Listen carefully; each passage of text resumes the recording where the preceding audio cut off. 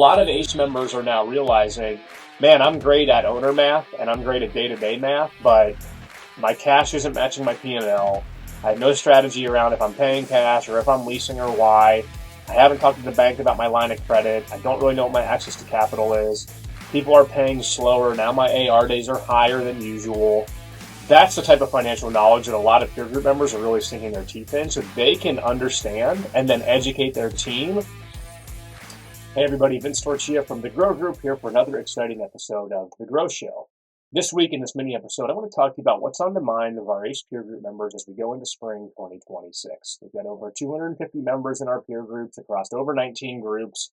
We get an awesome insight into not only the industry, but what leaders and their teams are thinking about going into a spring season. So there's three things I want to hit on today. Leadership is number one, financial knowledge is number two, and then vision for your company as number three. So we'll talk about each one. So leadership, the first thing on the mind for ACEs, it's what do I do to get more leaders at my organization?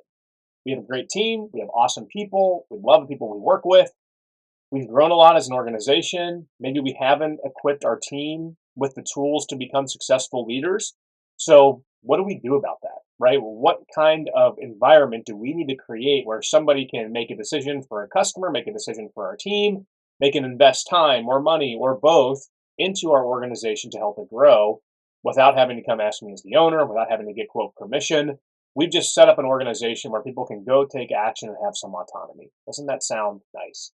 Right? So it's hard to not think about that in relation to a coaching tree for sports, right? I know we're a few weeks now removed from the college football national championship, but there were 4 teams that made it to the playoffs. All 4 of those coaches, all at one time or another, were coaches under Nick Saban, right? So Nick Saban, right? Love Alabama football, hate Alabama football, doesn't matter.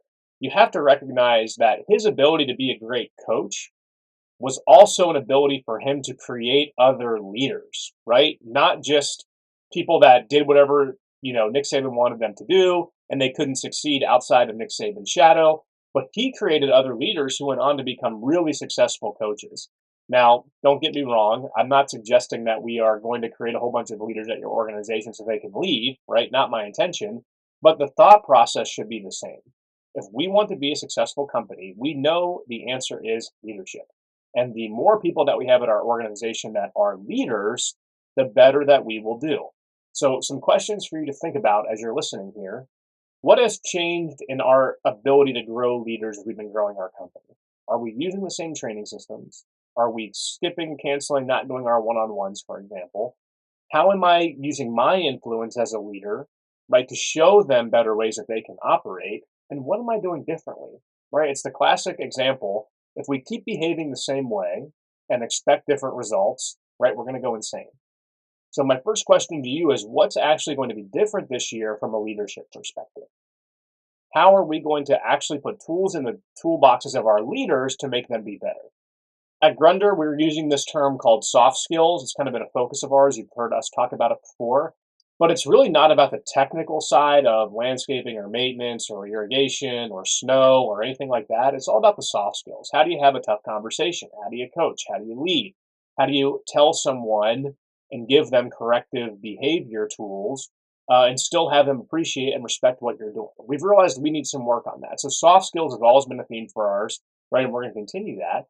But we need to have tools in our toolbox. Again, another really useful tool that we're getting that I would encourage everyone to understand is that we're doing Clifton Strengths. So that's our personality profile. It's through Gallup. We have 2 awesome facilitators who also are facilitators of peer groups, Megan Parker and Tracy Wallingford from McFarland Stanford. They work with our team at Grunder. And they've really empowered us as a leadership team to ask better questions, to better understand our role in the organization and how our strengths fit into that role. And more importantly, how we can have conversations with our team that allow them to use their strengths, right? So that's been a focus of ours. It's been super helpful. But the work that we're doing in Clifton Strengths has made a huge difference in terms of us growing other leaders. Marty talks about it a lot. 10 years ago, he felt like it was him, maybe one other individual from Grunder who thought like an owner, behaved like an owner. Now there's 8 of us on the leadership team, and many managers feel the same way about the fact that they have the ability to make a decision, the ability to run the ball. And again, they're going to learn from their mistakes just like everybody else did. But leadership is certainly on the mind of our aces. So again, this year, ask yourself, what am I actually doing different? What program am I putting in place to help leaders be successful? How can I ask better questions? How can I give them some parameters and let my leaders go execute? Knowing they're going to make mistakes, knowing that everything's going to be perfect, that's okay, right? It's all part of the game. But leadership is certainly on the mind of our ACE members going into 2026. Number two is financial knowledge.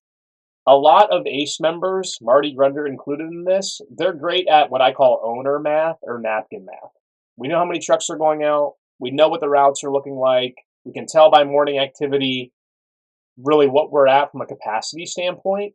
And that's great for gut checks and that's great for short-term decision making. But a lot of ACE members are now realizing, man, I'm great at owner math and I'm great at day-to-day math, but my cash isn't matching my P&L.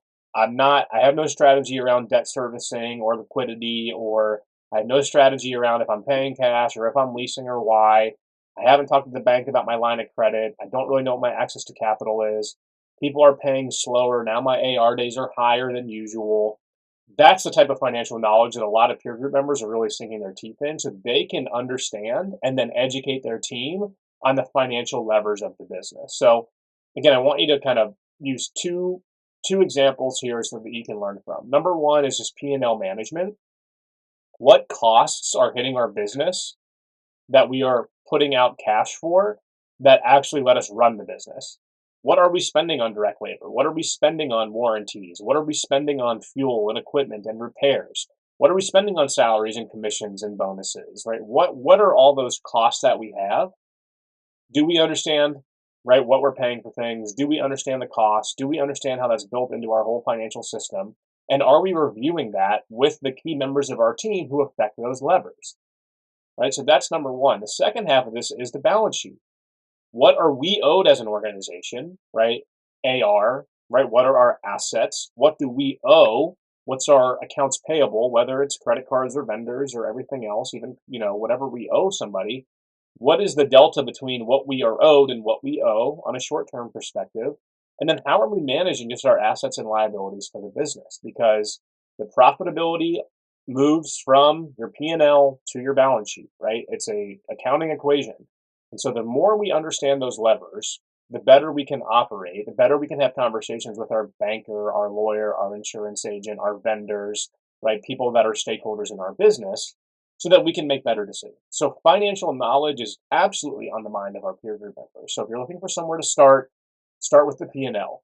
Just start looking at it, start asking more questions, start asking about classifications. Hey, why are we booking this cost in this category? Why are we using this GL code and not that GL code?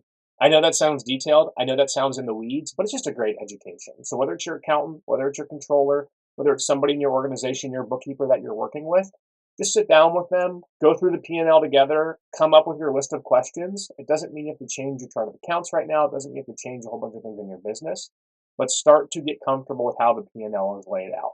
Step two then is really understanding the balance sheet, which is where more opportunities lie for owners. Who owes us what? What do we owe them? What are our assets? What are our liabilities?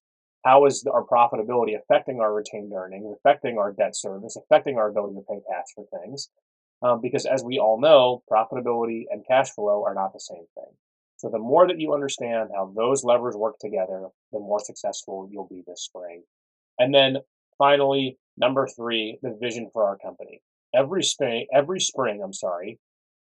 we go back out on clients' properties, we go do work for the year, and always the question enters our mind, should we be doing this work for this client? Whether it was a renewal, whether it was a sale, whether it was our first time on a property or even a referral, that question does permeate in the spring because we're really busy. We have a lot going on. We're trying to get our spring cleanups done. We're trying to come out of winter into spring and have a great kickoff of the year. And every year, every company in spring goes, man, is this really the kind of work we should be doing? Right? Because it's when we're at our most stressed is when we really start to ask the most questions about our organization. So number one, that's normal and natural. Right? You'll be with your team, you'll sell a property, you'll go out there, you'll be doing it, you'll get your first phone call from a client, right? And you'll be like, man, is this really the kind of work we should be doing still? Perfectly good question to ask. The short answer is keep doing it this year, right? We've already got our contracts, we've already got our plan for the year, we're going to have to plow through.